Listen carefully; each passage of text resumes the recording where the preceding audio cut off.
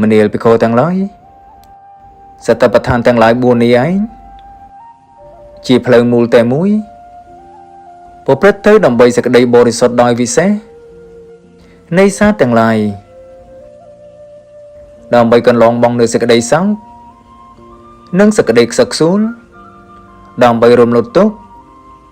និងទោមនស្សដើម្បីបាននៅអរិយមគ្គប្រកបដោយអង្គ8ប្រការដើម្បីធ្វើឲ្យជាក់ច្បាស់នៅព្រះនិព្វានពាក្យណាដែលតថាគតបានពោលហើយថាសាសនារបស់តថាគតជាគុណសម្រាប់ស្រោចស្រង់សត្វដូច្នេះពាក្យនោះតថាគតពោលហើយព្រោះអាស្រ័យនៅផ្លូវដ៏ប្រសើរគឺសតិប្បដ្ឋានទាំង4នេះឯងសតិប្បដ្ឋានទាំង4តើអ្វីខ្លះមនាលភិក្ខុទាំងឡាយភិក្ខុក្នុងសាសនានេះពិចារណាឃើញនៅកាយក្នុងកាយជាប្រក្រតីគ្រប់អេរយាបថទាំង4មានព្យាយាមជាគ្រឿងដុតកម្ដៅកិលេសជាអ្នកដឹងខ្លួនមានស្មារតីជាគ្រឿងកំណត់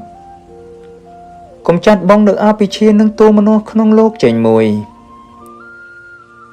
ពិចារណាឃើញនៅវេទនាក្នុងវេទនាទាំងឡាយជាប្រក្រតីគ្រប់អេរយាបថទាំង4មានព្យាយាមជាគ្រឿងដុតកម្ដៅកិលេសជាអ្នកដឹងខ្លួនមានស្មារតីជាគ្រឿងកំណត់